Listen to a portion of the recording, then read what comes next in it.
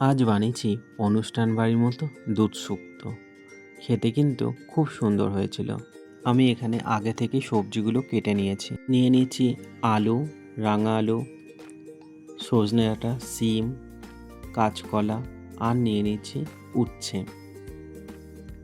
আলু আর লাল আলুটাকে আমি সেদ্ধ করে নেব। আর মশলার জন্য নিয়ে নিয়েছি পোস্ত, কয়েকটা কাজু বাদাম, রাঁধুনি, নিয়ে নেব কালো সর্ষে আর নিয়ে নিয়েছি 1 চামচ মৌরি। এরপর কড়াইতে সর্ষের তেল নিয়ে নিয়েছি। সর্ষের তেলটা গরম হয়ে গেলে একে একে সমস্ত সবজিগুলো আমি ভেজে নেব। প্রথমে শিমগুলোকে ভেজে নিয়েছি, সজনে ডাঁটাগুলোকে হালকাভাবে ভেজে নেব।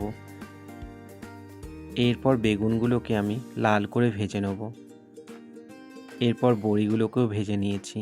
সবার লাস্টে আমি উচ্ছেগুলোকে ভেজে নেব। এরপর একই তেলে রাঁধুনি ফোড়ন, শুকনো লঙ্কা আর তেজপাতা ফোড়ন দিয়ে নেব। এরপর দিয়ে দেব আদা বাটা। এরপর দিয়ে দেব সেদ্ধ করা আলু।